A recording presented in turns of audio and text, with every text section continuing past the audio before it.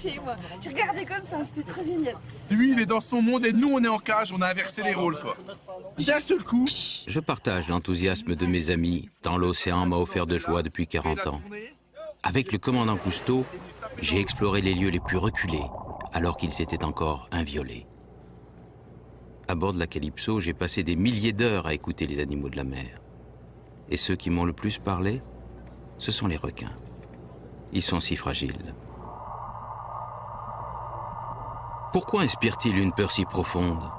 Pourquoi provoque-t-il cette répulsion qui réveille nos pires cauchemars et nous fascine au point de les observer derrière les barreaux d'une cage? Qui est vraiment ce requin blanc magnifique que mes amis plongeurs sont venus chercher au bout du monde, en plein océan Pacifique? Alors qu'il y a un siècle à peine, c'est en Méditerranée, chez nous, qu'ils seraient venus le voir. La Méditerranée était alors le royaume des requins. Requins blancs, requins bleus, aiguillards, requins marteaux, et même le mystérieux requin grisé qui règne dans les profondeurs sur le peuple étrange des abysses. La mer était si poissonneuse que les pêcheurs considéraient l'arrivée des requins comme un signe favorable à la pêche.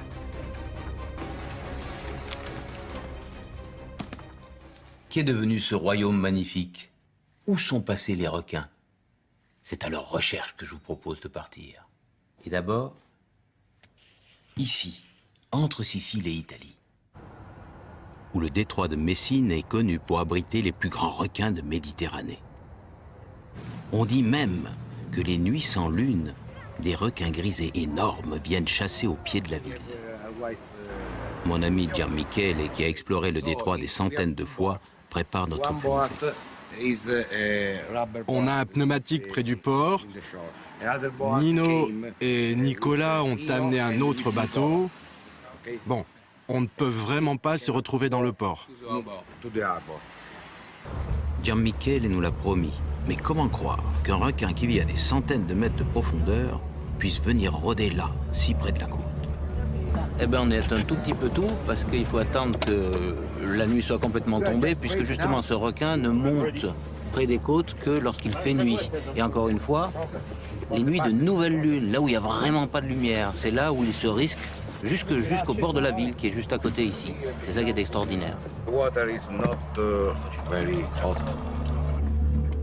Une plongée de nuit, c'est toujours spécial. René, qui ne laisse jamais rien au hasard, vérifie encore une fois sa caméra.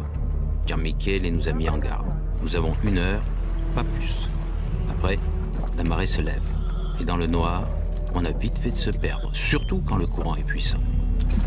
Avec ça, ils vont pouvoir me voir dans la nuit, parce que moi, je ne vais pas mettre d'éclairage. Et comme ça, ils sauront où ils sont. Et si tu éteins ta lumière, tu vas voir, ça va devenir très fluorescent. Là. Fais un petit essai pour voir, tu vas voir ce que ça donne. Tu vois?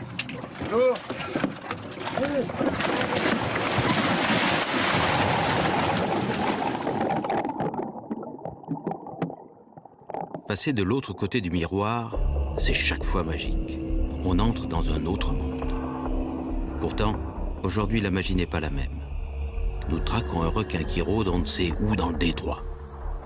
Un requin dont personne ne peut prédire la réaction.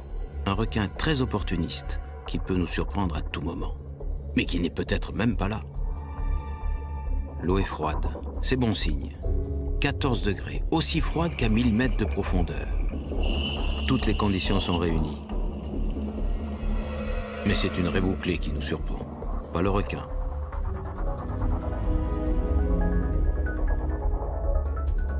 Trop concentrés sur le temps qui passe, nous ne prêtons pas vraiment attention aux poissons endormis, ni à ce beau lièvre de mer sorti pour brouter.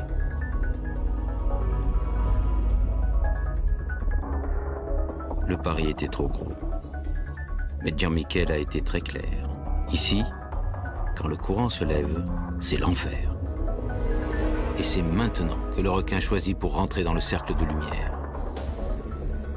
Je le distingue à peine. Pourtant, l'émotion est aussi forte que si c'était mon premier requin.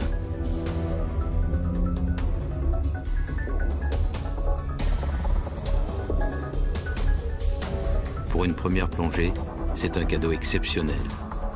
Mais aussitôt offert, aussitôt repris. Le courant annoncé se lève. Le requin fuit la lumière et nous distance sans effort. En moins d'une minute, il est hors de portée. En quelques secondes, je suis seul. Le courant nous a éparpillés. Jean-Michel a réussi à me rejoindre, mais nous avons perdu les autres.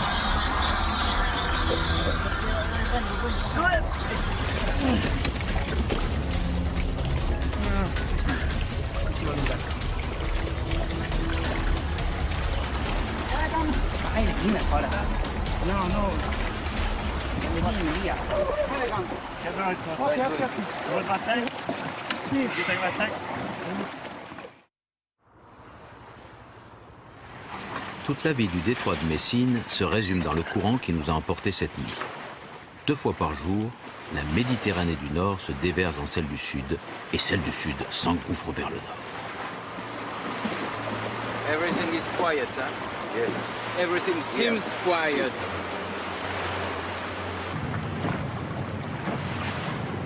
Alors là, ici, tout paraît calme. Il y a un petit peu de vagues qui sont faites par les bateaux qui passent. Il y a de nombreux bateaux qui traversent depuis Reggio jusqu'à Messine. Un petit vent très léger du nord-nord-est. Tout semble calme. Et dans quelques minutes, le léger courant du sud va devenir très fort. Et contre lui, va venir du nord du bassin des îles éoliennes de Naples un courant encore plus fort. 4 nœuds qui vont s'affronter et tout d'un coup, l'eau va se mettre à bouillonner.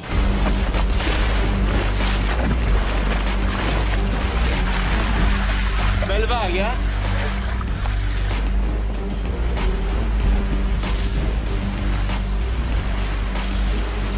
Alors, avec le bateau à moteur de Jean-Michel, bien sûr, on arrive à étaler le courant, c'est assez facile. Mais autrefois, les marins qui étaient soit à la voile, soit à rame, ne pouvaient pas échapper à ce tourbillon. Et ils étaient pris, ils se mettaient à tourner, et si le vent était un petit peu plus violent, eh bien les bateaux chaviraient et les marins étaient engloutis. Certains d'entre eux espéraient s'échapper de Charybde, et ils allaient de l'autre côté, en Scylla. Et là aussi, les tourbillons sont très importants. Et là aussi, ils subissaient les mêmes vagues et leurs bateaux, évidemment, chaviraient.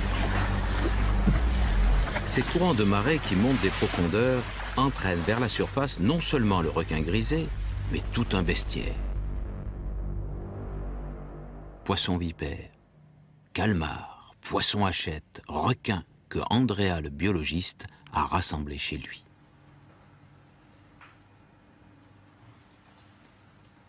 Magnifique. Magnifique. Oh, cette collection, elle est incroyable. Cette collection-là, elle est extraordinaire. On a devant les yeux tous ces poissons qui nous font rêver quand on est enfant et qu'on regarde dans les livres qui racontent la mer des grandes profondeurs. Et là, tous ces poissons ont été ramassés sur les plages juste là, à côté, à Messine. Et ils viennent de 2000, 3000 mètres de profondeur. Fantastique, ça. Sì, in effetti come collezione non è che si trova. C'est pas une collection facile à faire. C'est des années et des années de recherche. Sur les plages, le matin, très tôt, entre 4h et 5h. On marche sur la plage et on trouve tous ces poissons des abysses. Il faut le faire avant que les goélands arrivent, les oiseaux. Sinon, ils les mangent. Il faut sauver les poissons des abysses des becs des oiseaux. C'est quand même un paradoxe.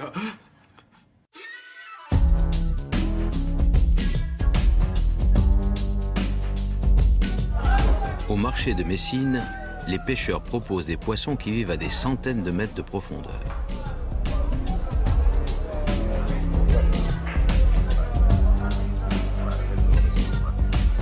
Ah oui, là, il y a des sabres. Oui. Sabre. Yes. This like live in the deep. Jean-Michel, tu peux leur demander à quelle profondeur ils sont pêchés, ces poissons? Excusez-moi, à quelle profondeur vous les pêchez, ces poissons? 700 mètres. Parfois, est-ce qu'ils attrapent des requins grisés sur leurs hameçons? Des requins monstrueux. Tout le monde nous parle de requins monstrueux.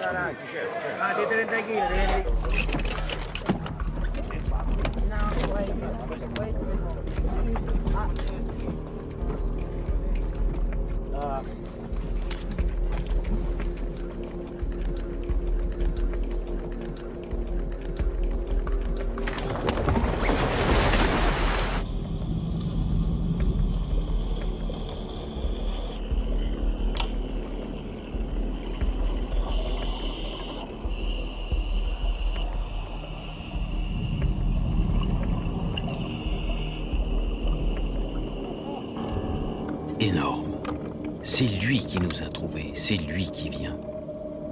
Rien ne semble l'effrayer, ni nous, ni les lumières. Il est monstrueux. Un dos rond et lisse, pas de première nageoire dorsale comme chez les requins modernes. 6 fentes branchiales au lieu de 5. C'est une vraie bête préhistorique, inchangée depuis des dizaines de millions d'années. Il a survécu dans la nuit des abysses aux cataclysmes qui ont balayé les ammonites et les dinosaures. La bête ne connaît aucun prédateur et se nourrit même d'autres requins, de raies et de calmars des grandes profondeurs.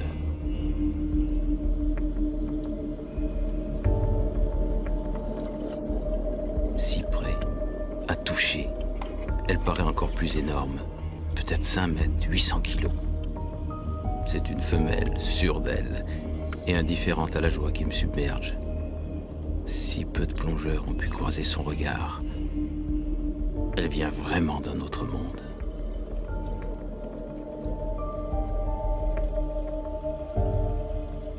Qu'elle nage lentement là au ras du fond. C'est magnifique. Ah ouais. Ah, belle plongée, hein.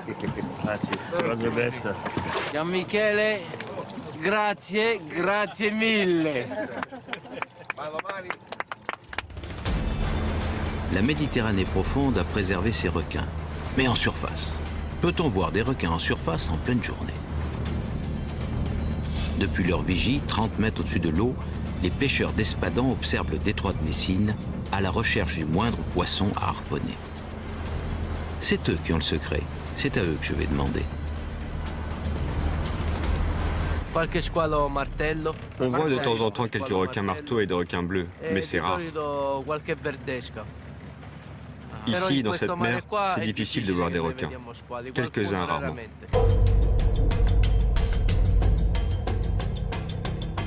Si les requins sont devenus rares dans le détroit de Messine, peut-être sont-ils plus nombreux près des côtes françaises.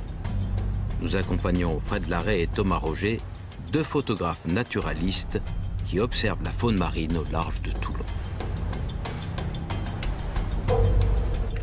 Nous sommes arrivés là sur un mont sous-marin qui s'élève de 250 mètres au-dessus du fond.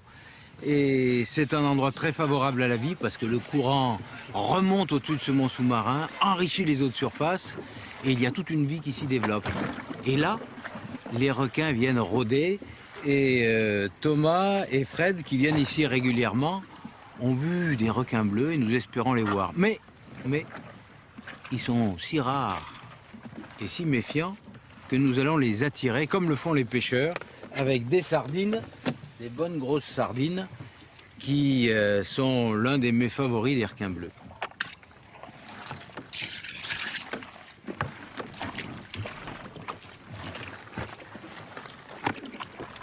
Ce qui va se passer, c'est que rapidement le gras va se déposer en surface et on va avoir toujours une zone d'eau calme. Ça va faire une traînée de plusieurs centaines de mètres. Plus on attend, plus on a de chances que le requin croise l'odeur de... Eh ben, commençons. Allez. Allez.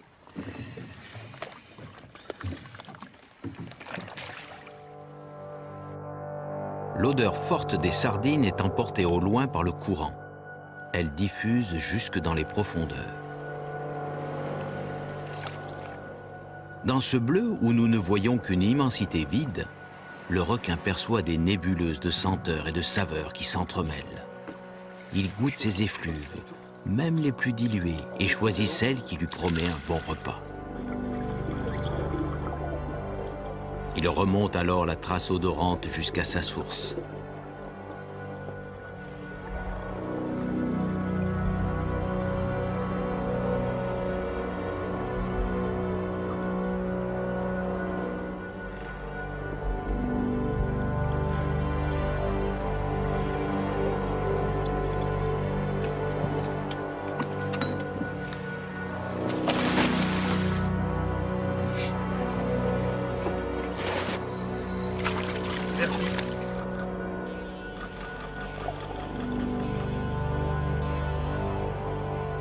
Pressé de trouver la proie dont il a senti l'odeur, le squale ne se soucie pas de notre présence. Sa gourmandise l'a d'ailleurs déjà poussé à mordre une ligne dont il garde un triste souvenir au coin de la gueule.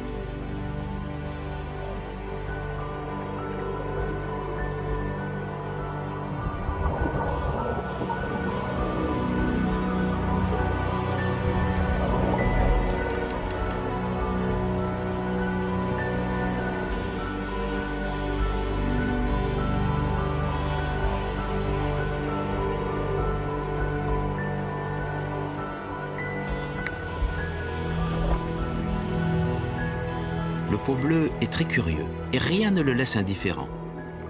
Il inspecte au plus près les hublots miroitants des caméras de Fred et de René.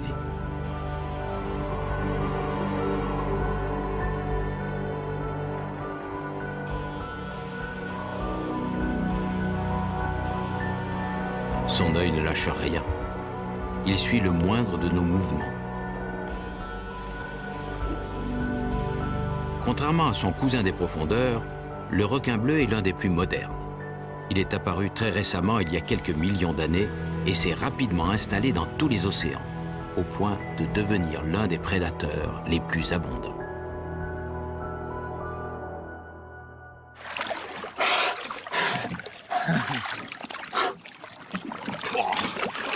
Oh la nage. Ah, le requin bleu, c'est la souplesse. C'est la souplesse magnifique, oui. Magnifique. Ouais. Les reflets et tout. Mais c'est un survivant. Un crochet là, un hameçon. C'est un survivant qui a dû être pêché il n'y a pas très longtemps parce que visiblement le croc est pas vieux. Voilà. Voilà la pêche.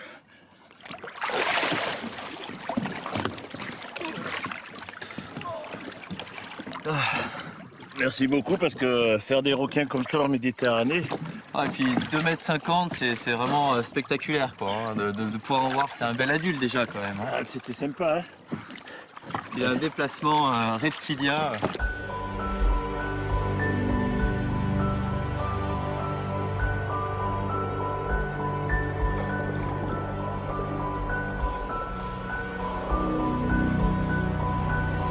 Je ne partage pas pleinement l'enthousiasme de mes camarades.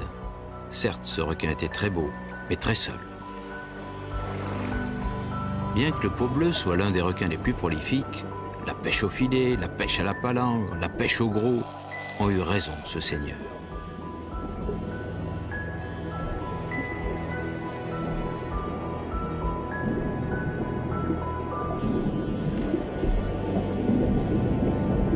Sur toutes les côtes de France, d'Italie, d'Espagne, les requins ont été décimés.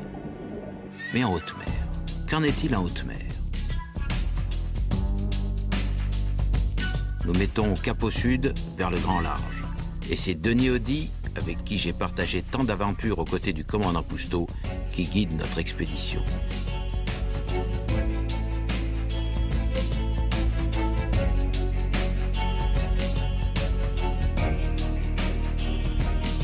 Par mer calme, on peut voir les ailerons de requin en surface. Mais aujourd'hui, en guise d'aileron, c'est un souffle de baleine.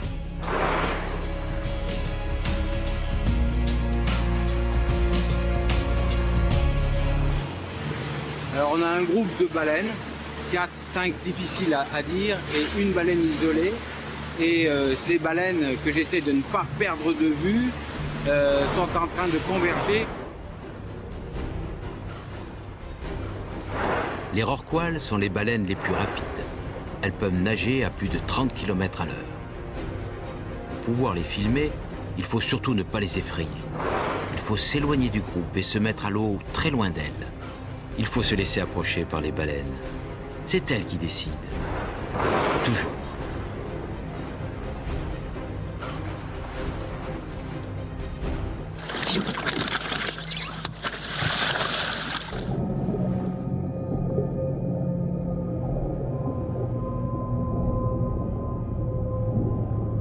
« 20 mètres, 50 tonnes. Le rorqual est le titan de la Méditerranée. L'un des géants de la planète, la plus grande baleine après la baleine bleue. Et quand, pour quelques secondes, la baleine se tourne vers vous et vous accorde un regard, elle change votre vie pour toujours.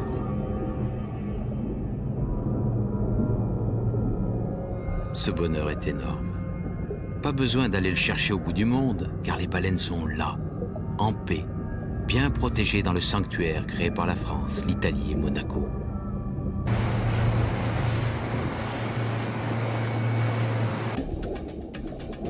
Ce sanctuaire profite aux autres cétacés qui viennent souvent jouer à la proue des bateaux. Les dauphins bleus et blancs sont les plus vifs et les plus nombreux. Ils sont près de 35 000 à enchanter les eaux du large. Quant aux globicéphales qui chassent les calmars dans les profondeurs, ils ont eux aussi retrouvé la paix depuis l'interdiction des filets de surface dans le sanctuaire.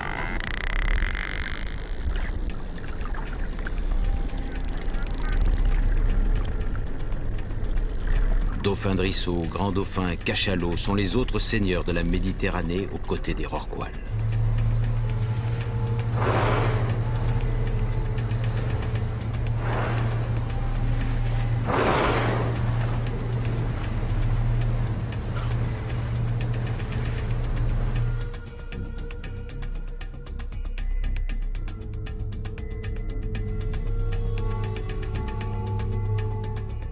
Depuis 15 ans, Denis et son équipe surveillent ces baleines.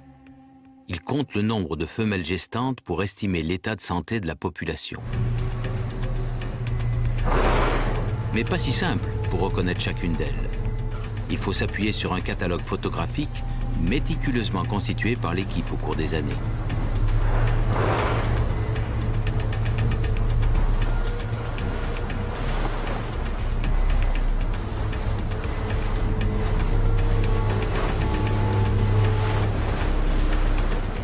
Ah ouais, joli. Et ben là, je viens de faire des photos du côté droit de ce rorqual qui montre une marque blanche assez nette qu'on appelle le chevron et qui permet d'identifier chacun des individus. Ainsi, Denis, son équipe ont pu compter jusqu'à estimer 500 à 700 individus dans le sanctuaire Pélagos et probablement près de 2000 dans la Méditerranée occidentale. 2000 baleines. Ça donne une idée de la richesse de cette Méditerranée. Le royaume est bien là, les baleines nous régalent. Mais les requins sont les grands absents.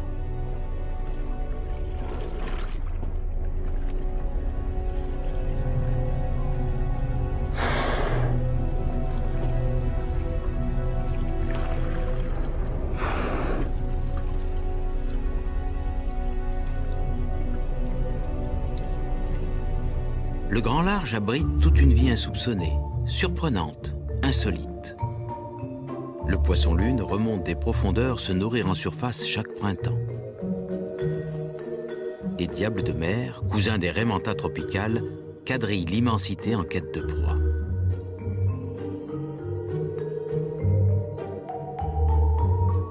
Surprise, même la raie pastenague qui vit habituellement posée sur le fond vient se nourrir de plancton sous la peau de la mer. Dans ce royaume liquide sans aucun repère, les grands animaux offrent parfois refuge aux plus petits. Ainsi, ces poissons accompagnent la tortue kawan dans son voyage au cœur du désert bleu.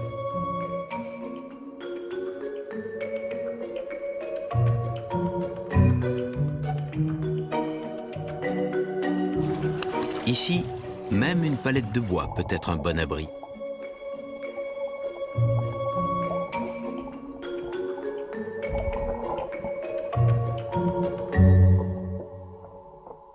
En haute mer, il n'y a pas d'endroit où se cacher, pas d'endroit où se poser. Et les jeunes cerniers viennent se cacher sous les épaves flottantes comme celle-ci. Paradoxe des paradoxes, le cernier peut même venir s'abriter sous le nageur qui l'observe. Quand il sera grand, il quittera son radeau à l'envers et trouvera un repère dans les grands fonds marins. Les roufs, eux aussi, ne passent que leur jeunesse en surface et vont vivre à plus de 500 mètres de profondeur quand vient l'âge adulte. Dans toutes les mers du monde, les poissons pilotes annoncent les grands requins. Mais ici, en Méditerranée, ils n'ont plus pour protecteur que cet arbre flottant.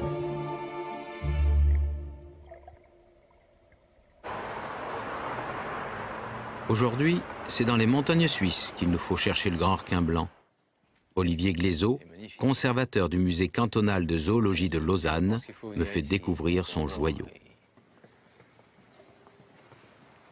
Il est magnifique, hein? Il est magnifique. Il fait combien de long, là?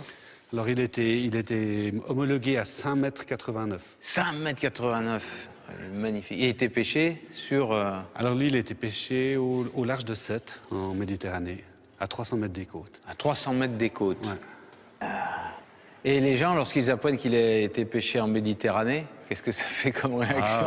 J'imagine qu'ils sont impressionnés puis qu'ils réagissent différemment la fois prochaine qu'ils vont se baigner en Méditerranée. C'est extraordinaire parce que là, on peut avoir l'œil juste à côté. Hein. C'est ce qu'on rêve de faire quand on nage avec eux, d'être juste œil dans œil comme ça. C'est pas facile. Hein. C'est un peu l'idée de l'instant. Avant, il était plus haut. Hein. Il était beaucoup plus haut. Donc on arrivait quasiment sous le ventre, comme ça. Et puis récemment, on l'a redescendu, on se disait qu'il fallait vraiment que les gens aient l'œil en face, quoi. Le public puisse le voir. Ce requin blanc géant ne vient pas d'Afrique du Sud ou d'Australie, de l'océan Pacifique ou de l'océan Indien, mais bien de notre Méditerranée, démontrant un peu plus qu'elle a été un royaume dont les richesses ont été dilapidées. Pêché en 1956, alors que les plages attiraient déjà des milliers de vacanciers, ce requin blanc monstrueux, le plus gros jamais naturalisé, avait défrayé la chronique. Mais il était loin d'être le seul. Un peu partout, le développement de la pêche industrielle multipliait les captures. En Espagne, en Italie, comme en France.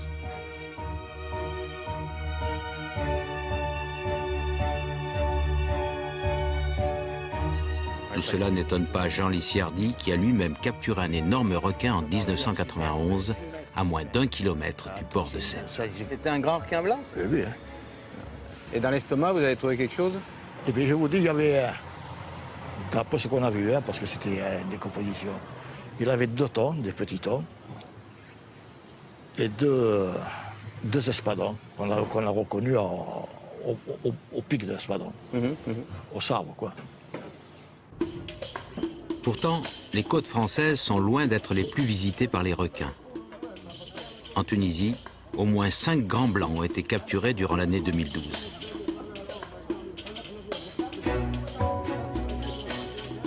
C'est sur le port de Sfax, en face du golfe de Gabès, que je retrouve les pêcheurs et le professeur Bradaï, un spécialiste des requins de Méditerranée. Est-ce que quand vous en capturez, vous les remettez à l'eau? Il y a une sensibilisation qui se fait? Vous avez une... Association? Généralement, non. À l'échelle de la Méditerranée, ce qui est pêché et consommé. Et mis au marché. Donc, généralement, c'est ça. Mais on commence maintenant à sensibiliser les pêcheurs, à éviter les requins, surtout les gros requins, et à les libérer. Pour plusieurs espèces, le golfe de Gabès, c'est une nurserie. C'est-à-dire qu'il y a des requins qui viennent donner naissance à leurs bébés et les bébés vivent donc quelques mois, quelques années dans cette aile-là. Combien est-ce qu'ils ont de jeunes? Oui, ça dépend, c'est quelques-uns. Surtout pour les requins, pour les grands requins, c'est quelques-uns. Malheureusement, la plupart des grands requins blancs capturés sont des femelles. Des femelles pleines, dont les jeunes ne nageront jamais en Méditerranée.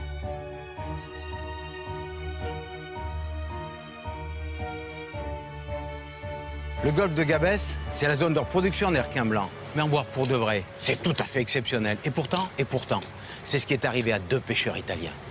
Le 27 août 1998, au large de Senigallia, dans l'Adriatique, le jeune Nicolas Catalani et son père capturent un requin-renard de plus de 3 mètres.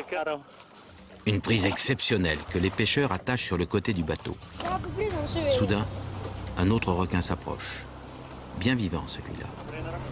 Un grand requin blanc, énorme, au moins 5 mètres.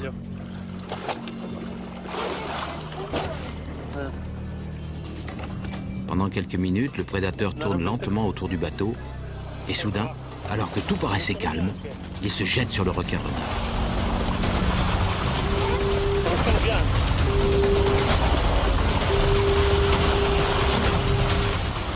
des bouchées colossales de plus de 15 kilos.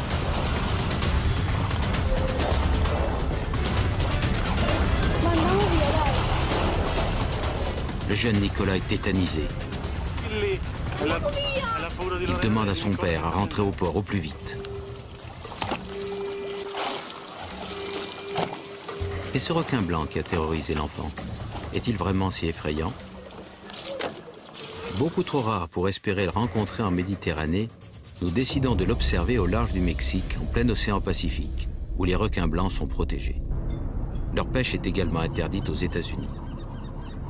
C'est du port de San Diego que partent les bateaux qui vont observer les grands blancs. Nous embarquons à bord de l'Highlander avec une dizaine d'autres plongeurs.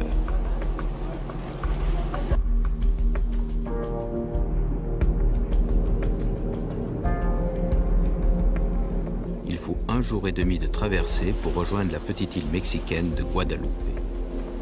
C'est une réserve terrestre et marine classée au patrimoine de l'humanité.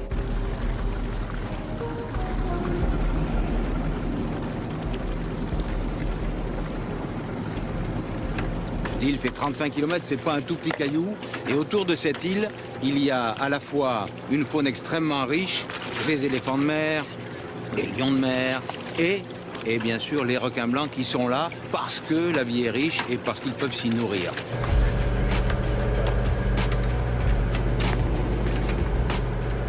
La cage est mise à l'eau pour que nos amis plongeurs puissent observer les requins en toute tranquillité.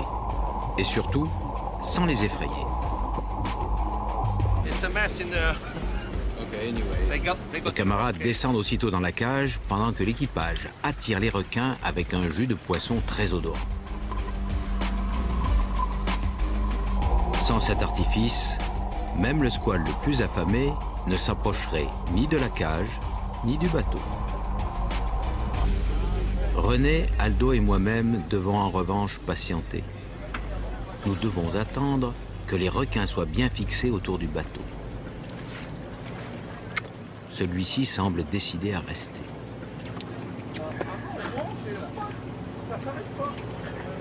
Notre mise à l'eau doit être discrète et silencieuse pour ne pas effrayer celui qu'on appelle encore les dents de la mer.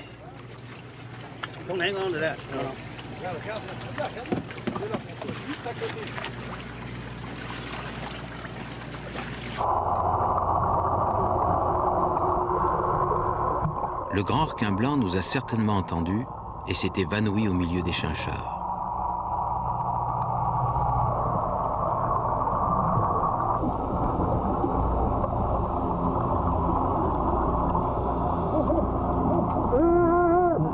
Aldo repère le requin qui arrive dans mon dos.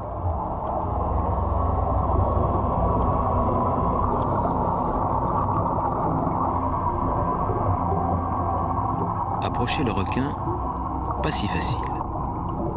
Le plus redouté des prédateurs semble craindre le bruit de mes bulles. Pourtant, ce requin au flanc marqué de profondes cicatrices a dû faire des rencontres bien plus effrayantes. Comme tous les animaux sauvages, il se méfie de ce qu'il ne connaît pas. Comme pour les baleines, les cicatrices sur les nageoires et le dessin de la robe permettent d'identifier chaque individu. Je note également le mouvement des nageoires qui traduit la nervosité du requin. Nageoire bien à l'horizontale, comme celui qui approche, il est apaisé. Si ses nageoires étaient baissées à la verticale, il foncerait pour m'intimider.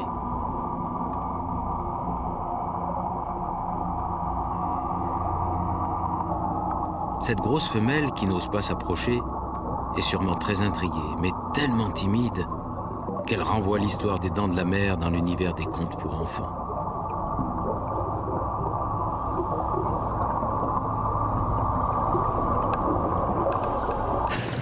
Très belle femelle, 4,50 m, qui est venue de près.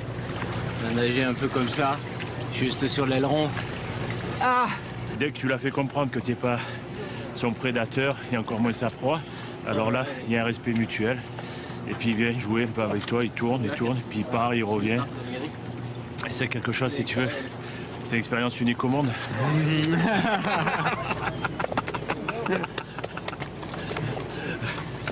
Par contre, une chose, il faudrait que tu plonges en recycleur. Parce que dans la cage, quand vous faites des bulles, tu as l'impression d'avoir un jacuzzi. Et j'ai peur que ce soit ça qui les ferait, qui ne s'approche pas autour de la cage. Tu as raison. Petit travail du matin. Vous avez préparé le recycleur pour la journée. Avec le recycleur, on ne fait pas de bulles. L'air expiré est récupéré par l'appareil qui enlève le gaz carbonique et rajoute de l'oxygène. Cela permet des plongées plus longues et plus silencieuses. Là, j'ai hâte. On va voir. J'ai hâte. Non, mais ça va le faire. Ça Alors, va je bien. m'occupe de cette Par contre, dernière. mes bulles hier effrayaient un petit peu les animaux. J'espère qu'aujourd'hui, grâce à cet outil que m'a préparé Aldo, qui est le champion du recycleur, on va pouvoir, René et moi, les approcher mieux, plus calmement, sans que mes bulles perturbent la nage avec le requin. Hier, quand même, c'était un petit bonheur. Un petit bonheur, juste posé sur la nageoire, c'était un vrai bonheur. Mais aujourd'hui, ça va être mieux. Doc Haynes, spécialiste des grands requins blancs, a mis les appâts à l'eau. Les premiers requins s'approchent.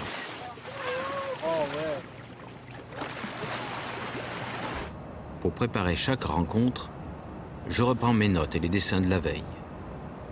J'essaie de me rappeler les attitudes et les comportements. Je compare avec l'inventaire photographique. Ainsi, je peux reconnaître les requins que nous avons vus.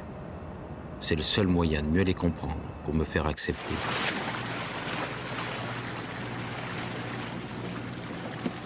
Vous êtes excité avec la photo.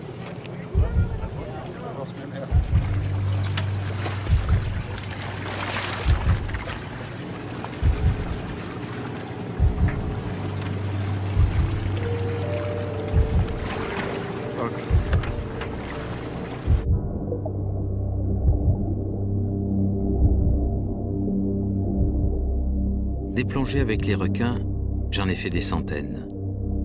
Pourtant, chaque rencontre avec le grand blanc a un goût particulier. On a tant raconté d'histoires, il a tant été calomnié, et toujours par ceux qui ne l'ont jamais rencontré. Chaque instant avec lui est un moment de paix formidable. Un moment de grande sérénité. Un moment d'infini respect. Le grand blanc, le dernier des grands prédateurs, symbolise parfaitement toute la majesté du monde sauvage. On peut estimer une taille, un poids, déterminer le sexe, dessiner des nageoires, décrire des formes. Mais comment exprimer cette perfection, cette émotion profonde qu'il impose et qui vous bouleverse pour toujours? C'est parce qu'il est sauvage, libre, parce qu'il nous échappe que le grand blanc nous est indispensable à tous.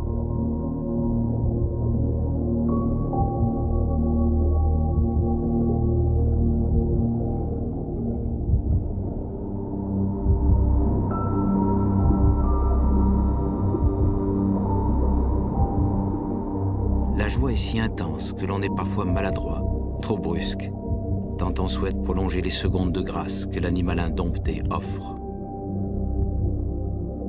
Et puis un jour, pour quelques secondes, il vous accepte.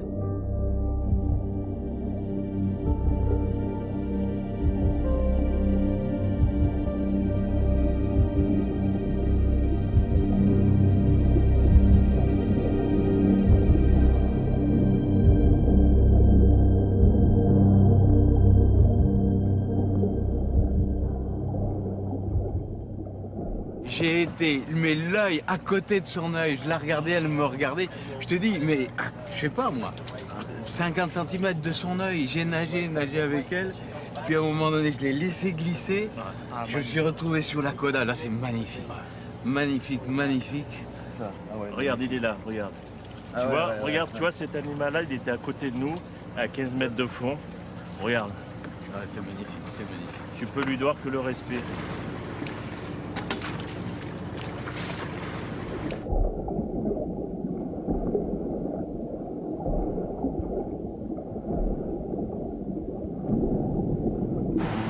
Pourquoi y a-t-il tant de requins ici, à Guadeloupe, plus qu'en Méditerranée, plus que partout ailleurs? Le secret réside sur l'île. Alors là, nous faisons quelque chose d'un petit peu exceptionnel grâce à nos amis pêcheurs. Nous allons aller au bord de la berge juste pour voir les éléphants de mer qui sont ici en très grand nombre grâce à la protection. Et c'est quelque chose de rare que de pouvoir les approcher comme ça, sans bruit, et de voir un petit peu qu'ils se confondent complètement avec les rochers ici. Des éléphants de mer en paix, bien heureux, il n'en a pas toujours été ainsi. À la fin du 19e siècle, ces mammifères marins avaient été exterminés par les chasseurs. Le gouvernement mexicain décida d'interdire la chasse et d'offrir une réserve aux rescapés. Un siècle d'oubli et de protection plus tard, Guadalupe abrite l'une des plus grosses colonies d'éléphants de mer au monde. Ils étaient déjà très nombreux lorsque mes amis de la Calypso sont passés en 1968, parce que tout autour, l'océan avait retrouvé son équilibre. Cette renaissance est remarquable, car elle démontre qu'il suffit de laisser la vie sauvage en paix pour qu'elle revienne aussi exubérante qu'aux origines, et que l'on puisse voir, aujourd'hui, les grands requins blancs régner à nouveau sur leur royaume. Donc, de toute façon, ça restera protégé, mais ça permet quand même aux gens qui étaient ici et qui pêchaient ici depuis des années de continuer à vivre de la pêche, d'autant mieux d'ailleurs que la zone est protégée et qu'il n'y a pas de pillage, ni même... Eh ben, on va peut-être conclure sur cette... Mais tu as raison d'interrompre cette interview.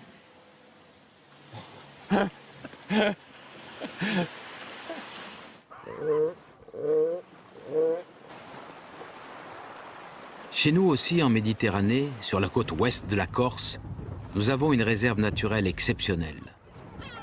Son conservateur, Jean-Marie Dominici, nous invite à découvrir le cœur de la réserve de Scandola, au pied de la cathédrale de basalte qui plonge dans le sanctuaire marin.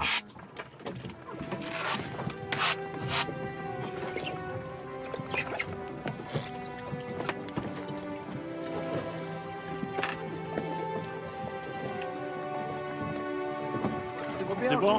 C'est bon, on peut y aller? Allez, c'est bon.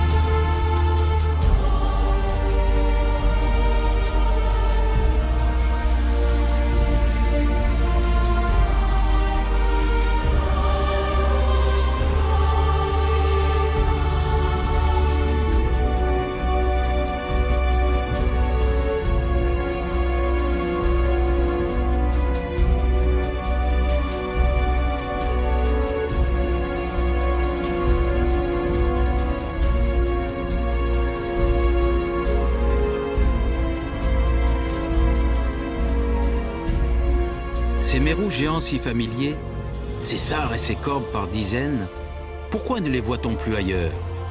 Ces forêts de corail rouge que l'on trouvait partout dans quelques mètres d'eau, pourquoi se priver d'une telle splendeur? Cette grande cigale qui risque de disparaître. Au nom de quel progrès? En quoi une mer dépeuplée est-elle un progrès?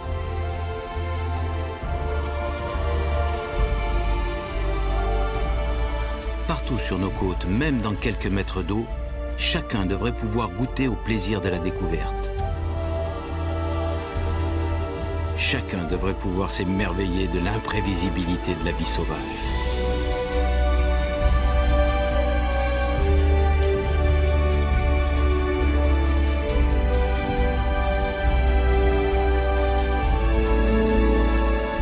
Non, les réserves marines ne sont pas exceptionnellement riches. C'est autour que c'est le désert. La Méditerranée tout entière devrait foisonner comme ici à Scandola. Cela ne coûte rien. La nature n'a nul besoin que nous l'entretenions. Il suffit de lui laisser des espaces de liberté.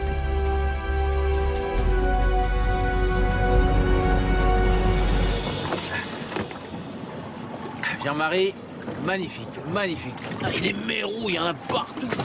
Magnifique, les corps sont magnifiques aussi. Oh, tu vois, tout un parfait équilibre. Tous les maillons de la chaîne alimentaire sont présents. Et puis des grands, des vieux. Le mérou, il a quel âge ce mérou? Il a 30 ans au moins. 30 ans, plus de 30 ans. Et donc tu as aussi des gros, tu as du thon, tu as du requin ici? Des requins, mais on imagine qu'il y a des requins puisqu'ils ont été signalés plusieurs fois à 2-3 000 des côtes, là, hein, du blanc. T'as du bleu, t'as du blanc aussi? Du blanc, mais plus rarement. Hein. Mais, donc là aussi, c'est un écosystème, ce sont des prédateurs, des grandes espèces qui sont présentes. Et bien sûr, si les thons sont ici, c'est que la ressource alimentaire est présente aussi.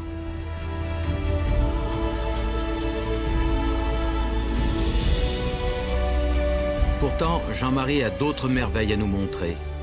Car si à Scandola la vie foisonne près du fond, elle est tout aussi riche en pleine eau, où les thons et les bonites règnent.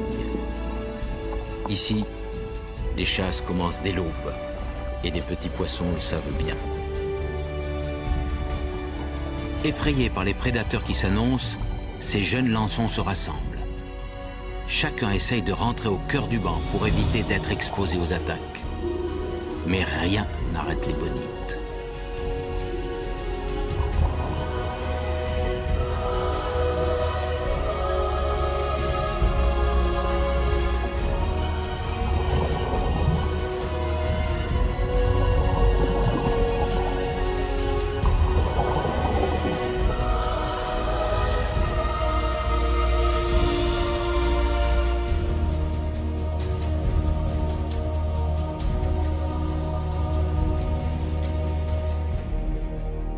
Les bonites attaquaient, elles réagissaient. Là, les thons sont arrivés. Pom, pom, comme si elles étaient sidérées. Ils ont tapé deux coups et ah ouais, tout ils ont tapé deux coups. Là. Et là, ils commencent à tailler. Mais regarde ça, je les ai sentis. Oh, les pauvres. Donc tu vois, la biodiversité, l'écosystème littoral, côtier qu'on a fait les jours précédents, aujourd'hui l'écosystème du large, donc tout est présent. Les bonites, les tonidés, et aujourd'hui vous terminez par le thon, c'est quand même fort. Hein. Et des gros. Ah ouais, elle était grosse. Ah, ils sont 100 kilos, 150 kilos. C'est tellement magnifique. Jean-Marie a raison. L'exubérance de la vie est telle qu'on en oublie presque les grands absents. Les requins. Ont-ils disparu de Méditerranée pour toujours?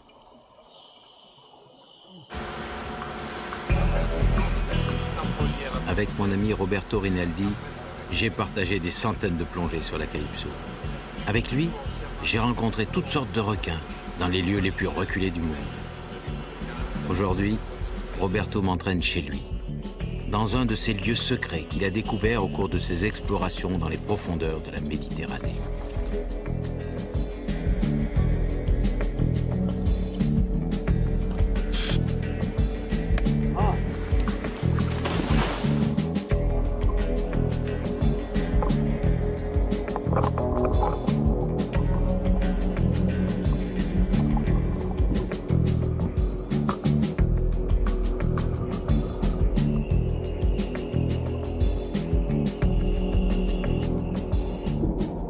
Le secret de Roberto est énorme.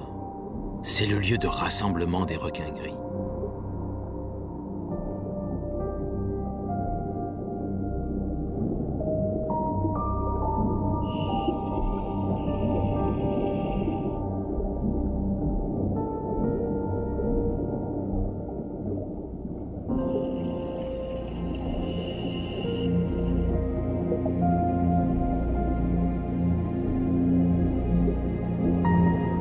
Loin des hommes, de leurs hameçons et de leurs filets, les derniers requins de Méditerranée vivent en paix. L'espoir est là.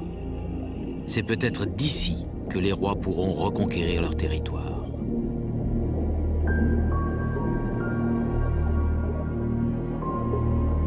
Ça et là, dans quelques trop rares sanctuaires, la Méditerranée nous montre les vestiges de sa splendeur passée. Quant aux requins, ils attendent pour retrouver leur royaume que nous ayons la sagesse de les comprendre pour les accepter.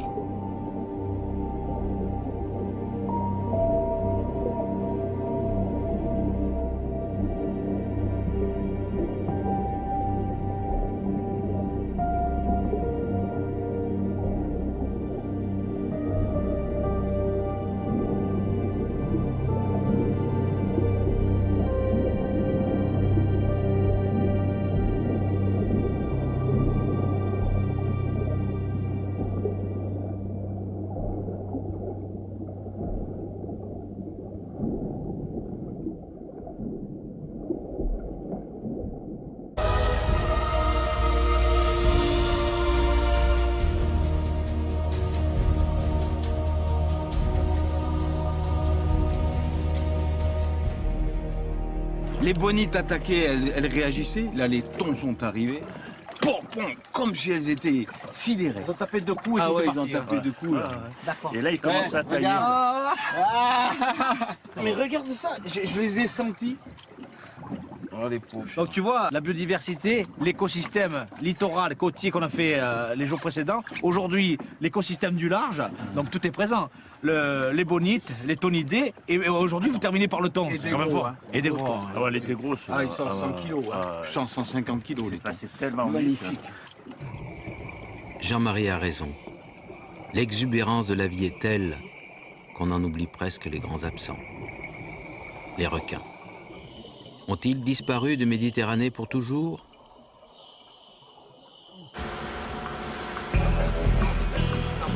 Avec mon ami Roberto Rinaldi, j'ai partagé des centaines de plongées sur la Calypso. Avec lui, j'ai rencontré toutes sortes de requins dans les lieux les plus reculés du monde. Aujourd'hui, Roberto m'entraîne chez lui, dans un de ces lieux secrets qu'il a découverts au cours de ses explorations dans les profondeurs de la Méditerranée.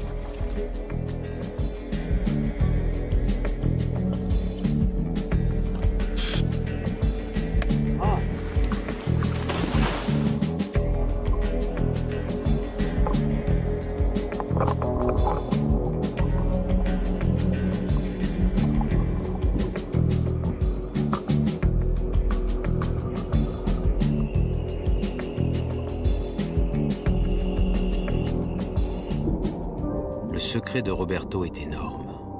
C'est le lieu de rassemblement des requins gris.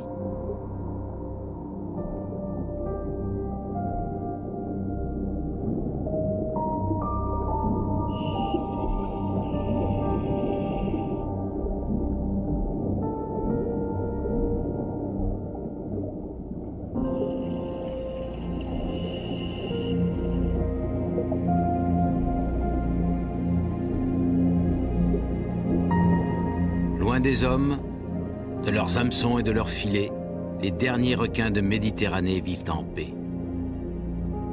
L'espoir est là. C'est peut-être d'ici que les rois pourront reconquérir leur territoire.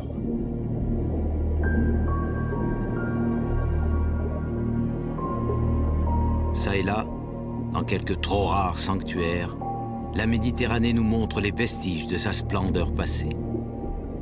Quant aux requins, ils attendent pour retrouver leur royaume. Alors on a un groupe de baleines, 4, 5 difficiles à dire, et une baleine isolée. Et ces baleines que j'essaie de ne pas perdre de vue sont en train de converger. Les rorquals sont les baleines les plus rapides. Elles peuvent nager à plus de 30 km à l'heure. Pour pouvoir les filmer, il faut surtout ne pas les effrayer. Il faut s'éloigner du groupe et se mettre à l'eau très loin d'elles. Il faut se laisser approcher par les baleines. C'est elles qui décident. Toujours.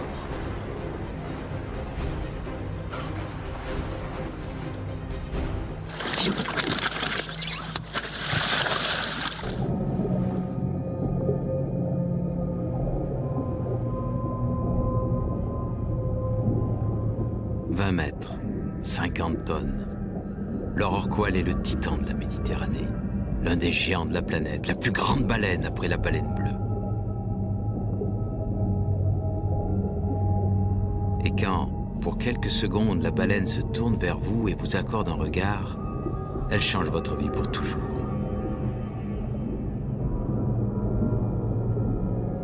Ce bonheur est énorme.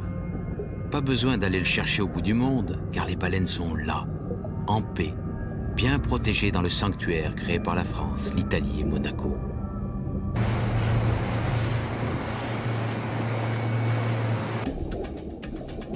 Ce sanctuaire profite aux autres cétacés qui viennent souvent jouer à la proue des bateaux. Les dauphins bleus et blancs sont les plus vifs et les plus nombreux. Ils sont près de 35 000 à enchanter les eaux du large. Quant aux globicéphales qui chassent les calmars dans les profondeurs, ils ont eux aussi retrouvé la paix depuis l'interdiction des filets de surface dans le sanctuaire.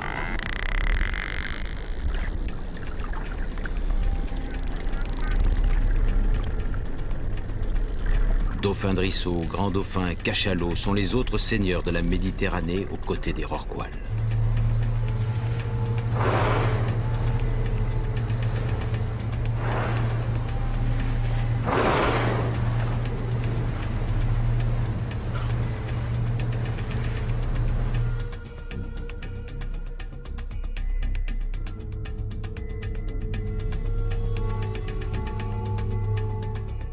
Depuis 15 ans, Denis et son équipe surveillent ces baleines. Ils comptent le nombre de femelles gestantes pour estimer l'état de santé de la population. Mais pas si simple pour reconnaître chacune d'elles. Il faut s'appuyer sur un catalogue photographique méticuleusement constitué par l'équipe au cours des années. Cela ne coûte rien. La nature n'a nul besoin que nous l'entretenions. Il suffit de lui laisser des espaces de liberté.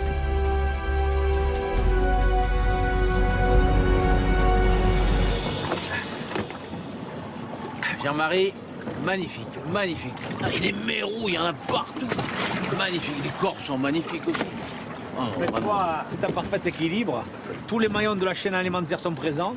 Et puis des grands, des vieux. Le mérou, il a quel âge ce mérou? Il a 30 ans au moins. 30 ans, plus de 30 ans. Ouais. Et donc tu as aussi des gros, tu as du thon, tu as du requin ici? Des requins, mais on imagine qu'il y a des requins puisqu'ils ont été signalés plusieurs fois à 2-3 000 des côtes, là, hein, du blanc. T'as du bleu, t'as du blanc aussi? Du blanc, mais plus rarement. Hein. Mais, donc là aussi c'est un écosystème, ce sont des prédateurs, des grandes espèces qui sont présentes. Et bien sûr, si les thons sont ici, c'est que la ressource alimentaire est présente aussi.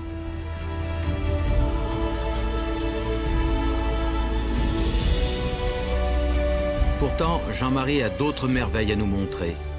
Car si à Scandola la vie foisonne près du fond, elle est tout aussi riche en pleine eau, où les thons et les bonites règnent.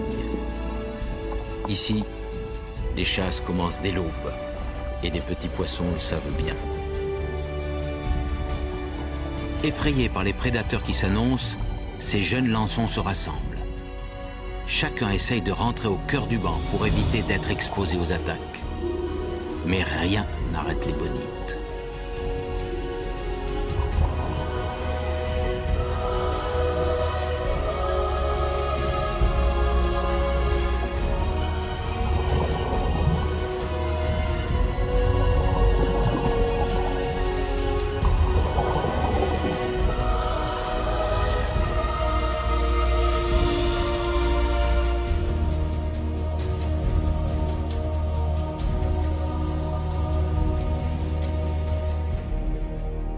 Les bonites attaquaient, elles réagissaient. Là, les thons sont arrivés.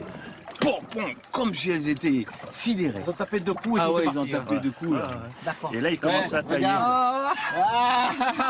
Mais regarde ça, je les ai sentis. Oh, les pauvres. Donc tu vois, la biodiversité, l'écosystème littoral, côtier qu'on a fait les jours précédents, aujourd'hui l'écosystème du large, donc tout est présent. Les bonites, les tonidés, et aujourd'hui vous terminez par le thon, c'est quand même fort. Hein. Et des gros. Hein. Ah ouais, elle était grosse. Ah, ils sont 100 kilos, 150 kilos. C'est tellement magnifique. Jean-Marie a raison. L'exubérance de la vie est telle qu'on en oublie presque les grands absents. Les requins. Ont-ils disparu de Méditerranée pour toujours?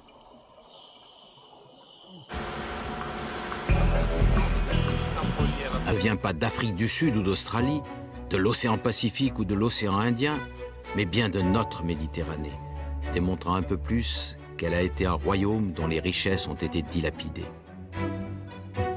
Pêché en 1956, alors que les plages attiraient déjà des milliers de vacanciers, ce requin blanc monstrueux, le plus gros jamais naturalisé, avait défrayé la chronique.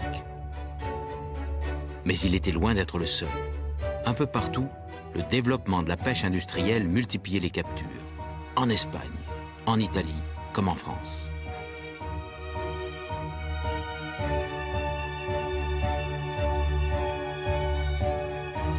Tout cela n'étonne pas Jean Liciardi, qui a lui-même capturé un énorme requin en 1991, à moins d'1 kilomètre du port de Sète. C'était un grand requin blanc? Oui. Et dans l'estomac, vous avez trouvé quelque chose? Et puis je vous dis, il y avait, d'après ce qu'on a vu, parce que c'était une décomposition, il avait 2 thons, des petits thons, et deux espadons qu'on a reconnus au au pic de l'espadon, au sabre, quoi. Pourtant, les côtes françaises sont loin d'être les plus visitées par les requins. En Tunisie, au moins 5 grands blancs ont été capturés durant l'année 2012.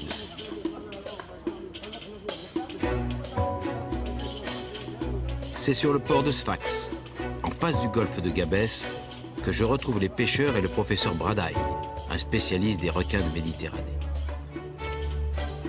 Est-ce que quand vous en capturez, vous les remettez à l'eau? Il y a une sensibilisation qui se fait? Vous avez une association? Généralement, non. À l'échelle de la Méditerranée, ce qui est pêché est consommé. Et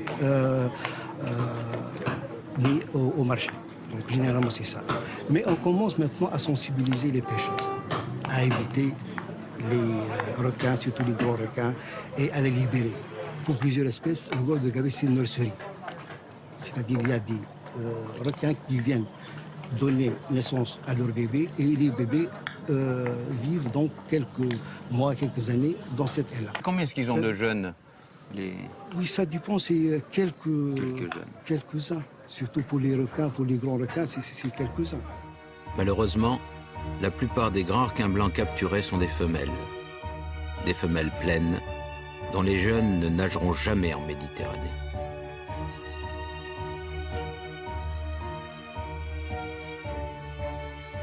Le golfe de Gabès, c'est la zone de reproduction des requins blancs. Mais en boire pour de vrai, c'est tout à fait exceptionnel. Et pourtant, c'est ce qui est arrivé à 2 pêcheurs italiens. Le 27 août 1998, au large de Senigallia, dans l'Adriatique, le jeune Nicolas Catalani et son père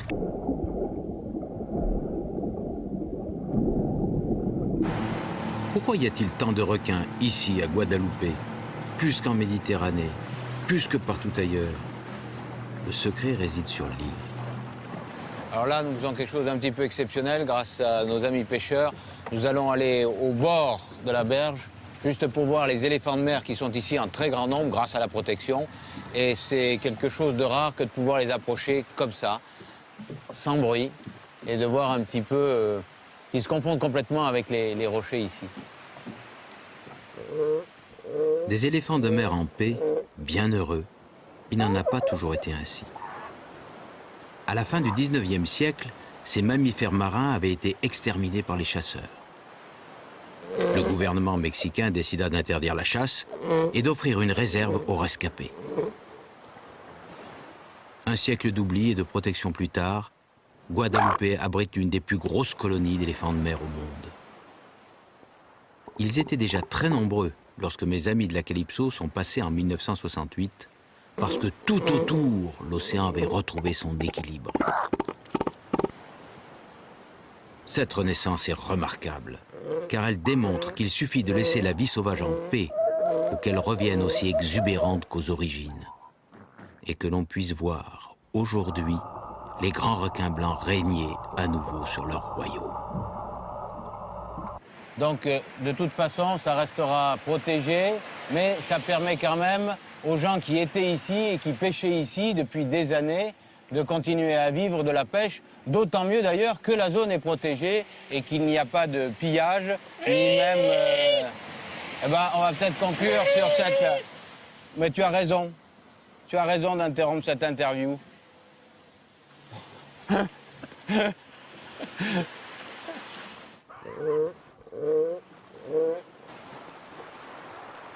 Chez nous aussi, en Méditerranée, sur la côte ouest de la Corse, nous avons une réserve naturelle exceptionnelle.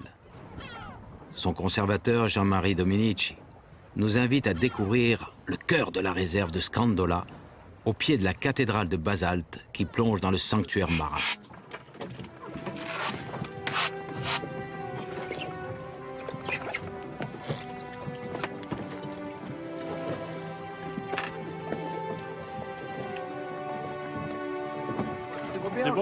C'est bon, on peut y aller? Allez, c'est bon.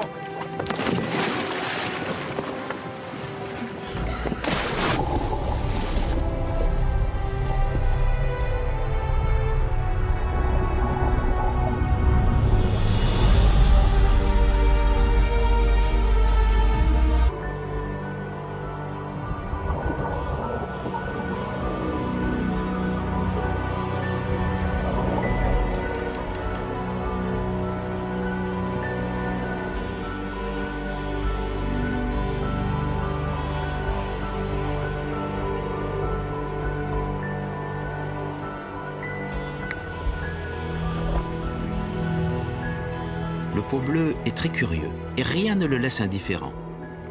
Il inspecte au plus près les hublots miroitants des caméras de Fred et de René.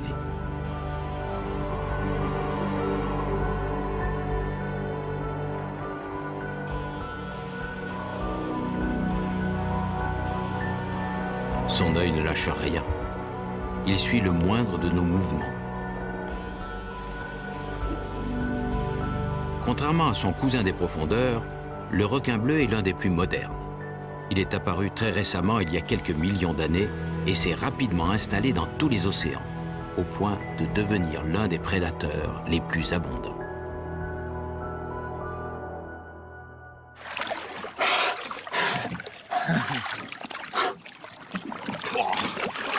Oh la nage.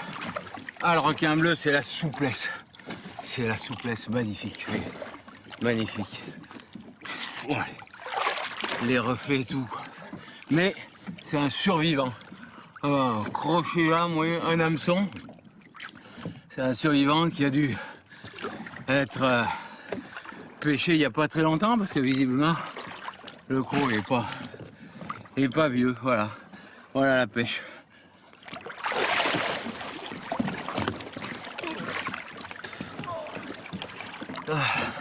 Merci beaucoup parce que faire des requins comme ça en Méditerranée. Ah, et puis 2,50 m, c'est vraiment spectaculaire quoi. Hein, de pouvoir en voir, c'est un bel adulte déjà quand même. Hein. Ah, c'était sympa. Hein. Il y a un déplacement reptilien.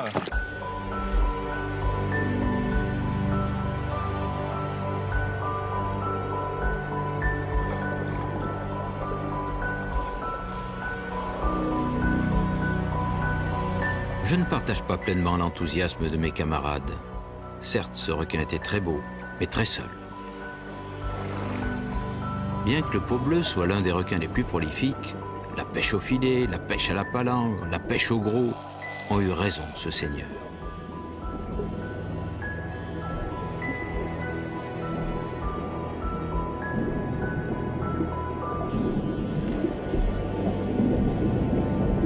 Sur toutes les côtes de France, d'Italie, d'Espagne, les requins ont été décimés. Mais en haute mer, qu'en est-il en haute mer?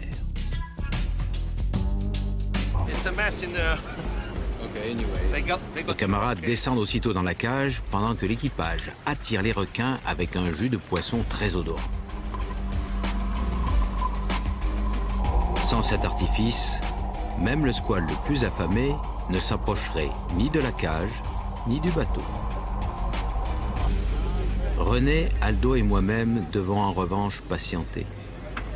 Nous devons attendre que les requins soient bien fixés autour du bateau. Celui-ci semble décidé à rester.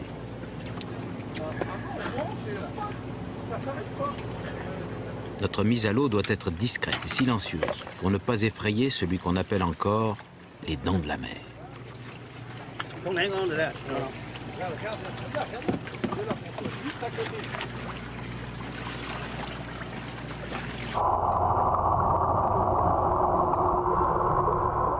Le grand requin blanc nous a certainement entendus et s'est évanoui au milieu des chinchards.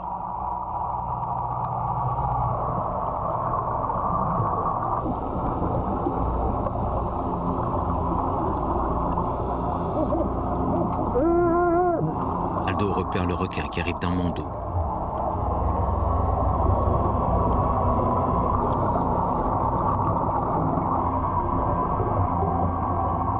Approcher le requin, pas si facile. Le plus redouté des prédateurs semble craindre le bruit de mes bulles. Pourtant, ce requin au flanc marqué de profondes cicatrices a dû faire des rencontres bien plus effrayantes. Comme tous les animaux sauvages, il se méfie de ce qu'il ne connaît pas.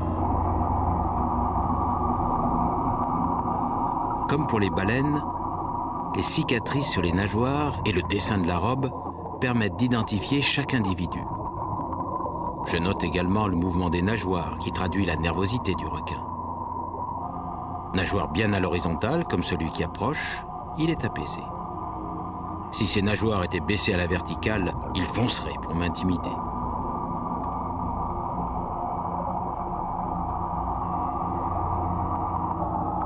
Cette grosse femelle qui n'ose pas s'approcher est sûrement très intriguée, mais tellement timide qu'elle renvoie l'histoire des dents de la mer dans l'univers des contes pour enfants.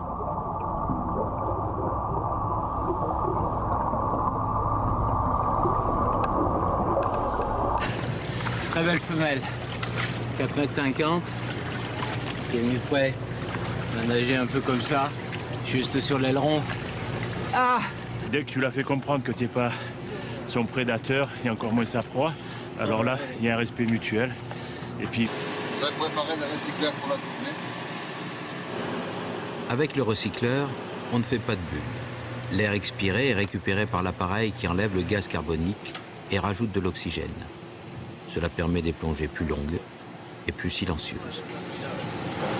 Ben, j'ai hâte. On va voir. J'ai hâte. Non, mais ça va le faire. Ça Alors, va bien. je m'occupe de cette Par contre, dernière. mes bulles hier effrayaient un petit peu les animaux. J'espère qu'aujourd'hui, grâce à cet outil que m'a préparé Aldo, qui est le champion du recycleur, on va pouvoir, René et moi, les approcher mieux, plus calmement, sans que mes bulles perturbent la nage avec le requin. Hier, quand même, c'était un petit bonheur. Un petit bonheur, juste posé sur la nageoire, c'était un vrai bonheur. Mais aujourd'hui, ça va être mieux. Doc Haynes, spécialiste des grands requins blancs, a mis les appâts à l'eau. Les premiers requins s'approchent.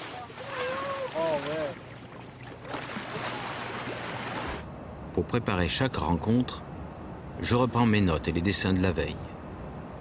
J'essaie de me rappeler les attitudes et les comportements.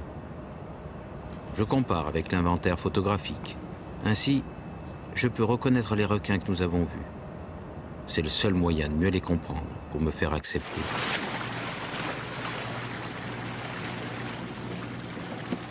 Je vais exciter avec la peau.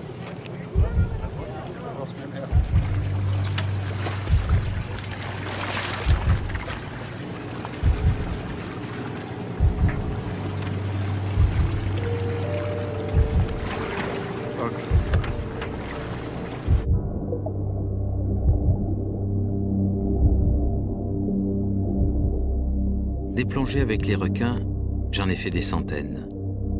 Pourtant, chaque rencontre avec le grand blanc a un goût particulier. On a tant raconté d'histoires, il a tant été calomnié, et toujours par ceux qui ne l'ont jamais rencontré. Chaque instant avec lui est un moment de paix formidable. Un moment de grande sérénité. Un moment d'infini respect. Le grand blanc, le dernier des grands prédateurs, symbolise parfaitement toute la majesté du monde sauvage. On peut estimer une taille, un poids, déterminer le sexe, dessiner des nageoires, décrire des formes. Mais comment exprimer cette perfection, cette émotion profonde qu'il impose et qui vous bouleverse pour toujours? C'est parce qu'il est sauvage, libre, parce qu'il nous échappe que le grand blanc nous est indispensable à tous.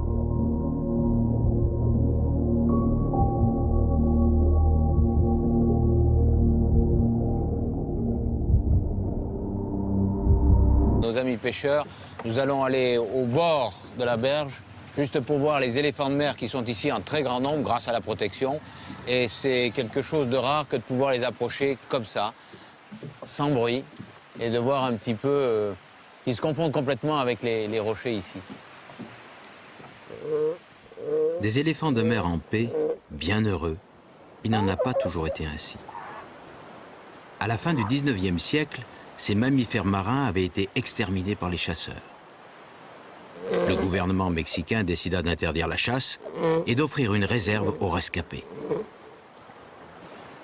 Un siècle d'oubli et de protection plus tard, Guadalupe abrite l'une des plus grosses colonies d'éléphants de mer au monde. Ils étaient déjà très nombreux lorsque mes amis de la Calypso sont passés en 1968, parce que tout autour, l'océan avait retrouvé son équilibre. Cette renaissance est remarquable, car elle démontre qu'il suffit de laisser la vie sauvage en paix pour qu'elle revienne aussi exubérante qu'aux origines, et que l'on puisse voir aujourd'hui les grands requins blancs régner à nouveau sur leur royaume. Donc, de toute façon, ça restera protégé, mais ça permet quand même aux gens qui étaient ici et qui pêchaient ici depuis des années de continuer à vivre de la pêche, d'autant mieux d'ailleurs que la zone est protégée et qu'il n'y a pas de pillage, ni même... Eh ben, on va peut-être conclure sur cette... Mais tu as raison d'interrompre cette interview.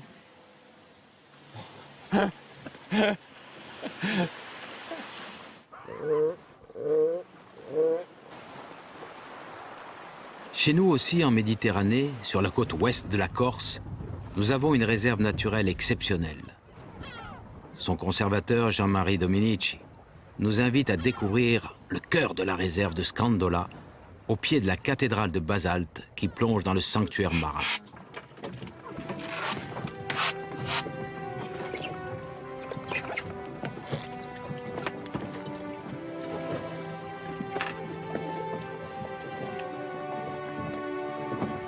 C'est bon? C'est bon, on peut y aller? Allez, c'est bon.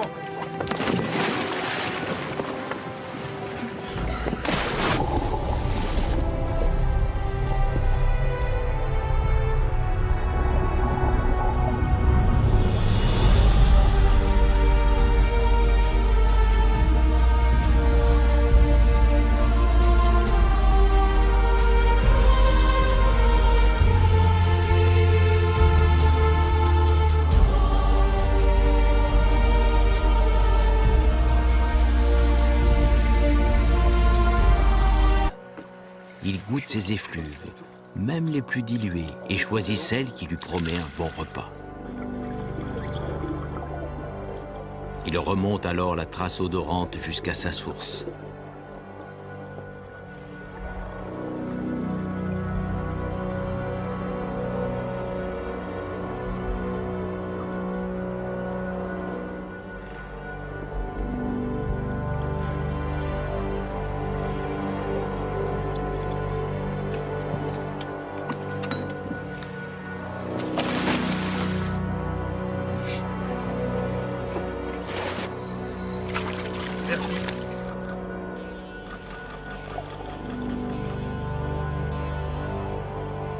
Pressé de trouver la proie dont il a senti l'odeur, le squale ne se soucie pas de notre présence.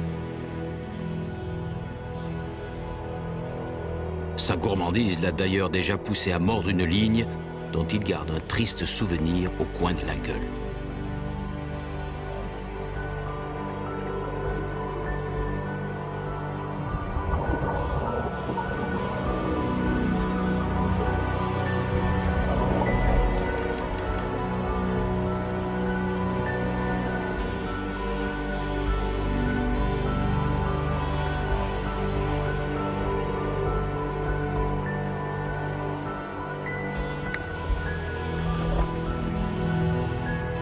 Le pot bleu est très curieux et rien ne le laisse indifférent. Il inspecte au plus près les hublots miroitants des caméras de Fred et de René.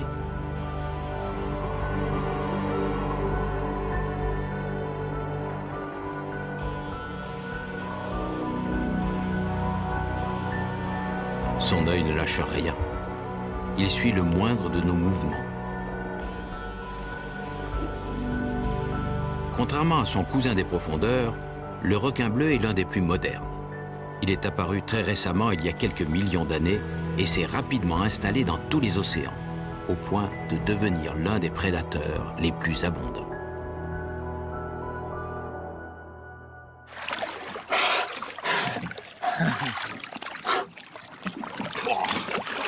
Oh la nage. Ah, le requin bleu, c'est la souplesse. C'est la souplesse magnifique, oui. Magnifique. Ouais. Les reflets et tout. Mais c'est un survivant. Un crochet là, un hameçon. C'est un survivant qui a dû être pêché il n'y a pas très longtemps parce que visiblement le croc est pas vieux. Voilà. Voilà la pêche.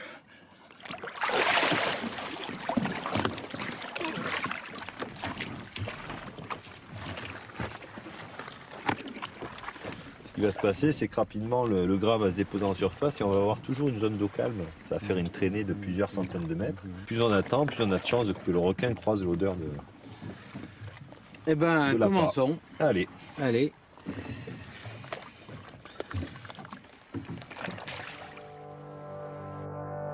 l'odeur forte des sardines est emportée au loin par le courant. Elle diffuse jusque dans les profondeurs. Dans ce bleu où nous ne voyons qu'une immensité vide, le requin perçoit des nébuleuses de senteurs et de saveurs qui s'entremêlent. Il goûte ces effluves, même les plus diluées, et choisit celle qui lui promet un bon repas. Il remonte alors la trace odorante jusqu'à sa source.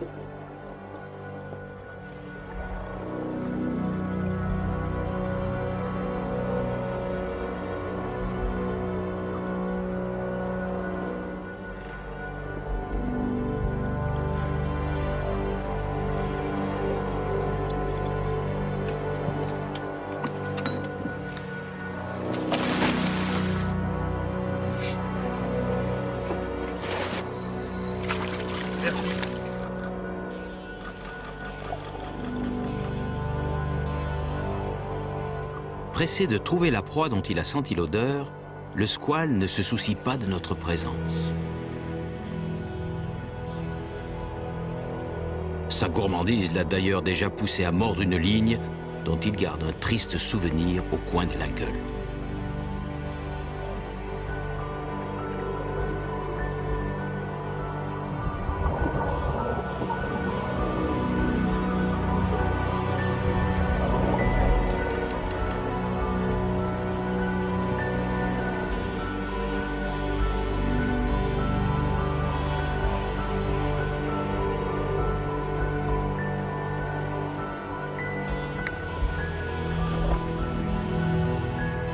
Le peau bleue est très curieux et rien ne le laisse indifférent.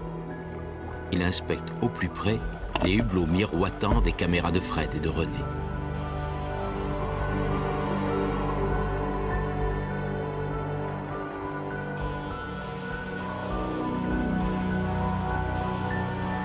Son œil ne lâche rien. Il suit le moindre de nos mouvements. Contrairement à son cousin des profondeurs, le requin bleu est l'un des plus modernes. Il est apparu très récemment, il y a quelques millions d'années, et s'est rapidement installé dans tous les océans, au point de devenir l'un des prédateurs les plus abondants.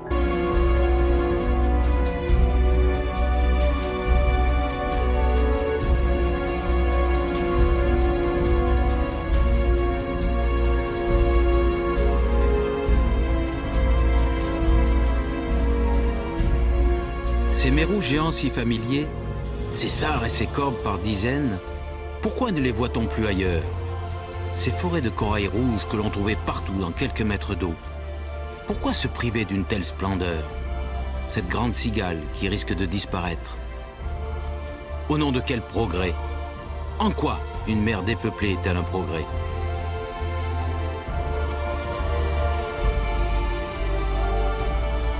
Partout sur nos côtes, même dans quelques mètres d'eau, chacun devrait pouvoir goûter au plaisir de la découverte. Chacun devrait pouvoir s'émerveiller de l'imprévisibilité de la vie sauvage.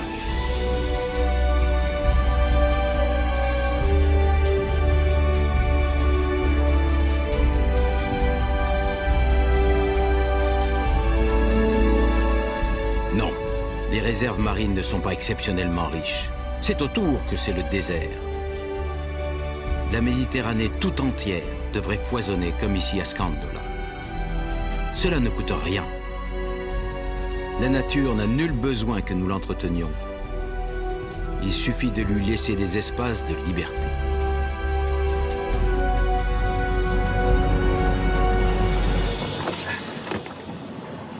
Jean-Marie, magnifique, magnifique. Ah, et les mérous, il y en a partout.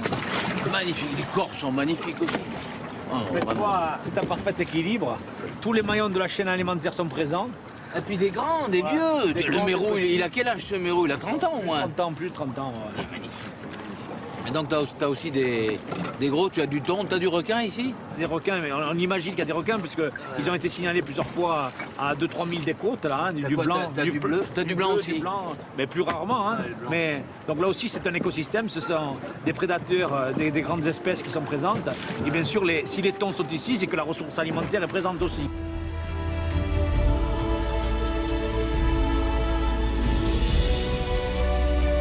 Pourtant, Jean-Marie a d'autres merveilles à nous montrer. Car si à Scandola la vie foisonne près du fond, elle est tout aussi riche en pleine eau, où les thons et les bonites règnent. Ici, les chasses commencent dès l'aube, et les petits poissons le savent bien. Effrayés par les prédateurs qui s'annoncent, ces jeunes lançons se rassemblent.